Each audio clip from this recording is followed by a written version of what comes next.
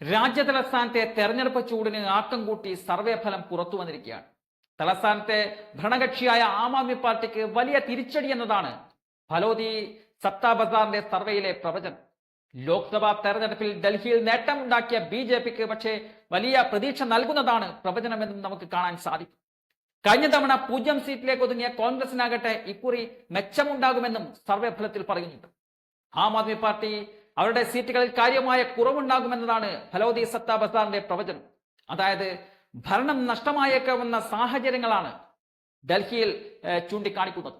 അതായത് 70 സീറ്റുകളിലെ ഡൽഹിയിൽ ആം ആദ്മിക്ക് കേവല ഭൂരിപക്ഷമായ 36 സീറ്റിലേക്ക് എത്താൻ സാധിക്കില്ല എന്ന് പറയുമ്പോൾ അവിടെ കോൺഗ്രസിന്റെ സാന്നിധ്യം വലിയ രീതിയിൽ ചർച്ച ചെയ്യപ്പെടുന്നുണ്ട്.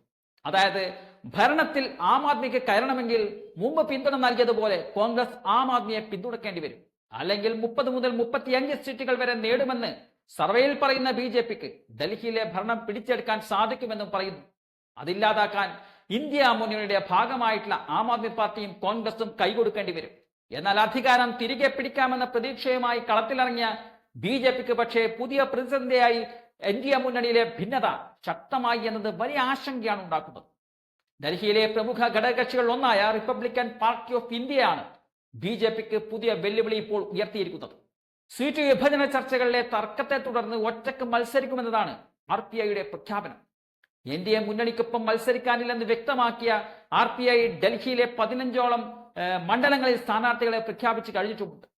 എന്നാൽ RPIയെ അനുനയിപ്പിക്കുവാനുള്ള ശ്രമങ്ങൾ ഈ അവസാന ഘട്ടത്തിലും BJP നടത്തുകയാണ്. അതിനുള്ള പ്രധാന കാരണം എന്ന് പറയുന്നത് ഇപ്പോഴത്തെ ഈ സർവേ ഫലം തന്നെയാണ്. കാരണം BJPക്ക് ഒറ്റയ്ക്ക് അധികാരത്തിലെത്താൻ സാധിക്കില്ല എന്ന് സർവേയിൽ പറയുന്നു. ഇപ്പോഴത്തെ സാഹചര്യത്തിൽ മുന്നണിയിൽ ഭിന്നത വരികയാണെങ്കിൽ സ്വാഭാവികമായും വോട്ടുകൾ ഭിന്നിക്കും. ലോക്സഭാ തെരഞ്ഞെടുപ്പിലെ മികച്ച നേട്ടത്തിന്റെ ഭാഗമായി സംസ്ഥാനം പിടിക്കാമെന്നുള്ള മോഹങ്ങൾക്കാണ് മുന്നണിയിലെ ഈ തർക്കങ്ങൾ വലിയ തലവേദനയാക്കുന്നത്. അതിനിടയിലാണ് ഇത്തരം സർവേ ഫലങ്ങൾ BJPയെ കൂടുതൽ കുരുക്കിലേക്ക് കൊണ്ടെത്തിക്കുന്നത്.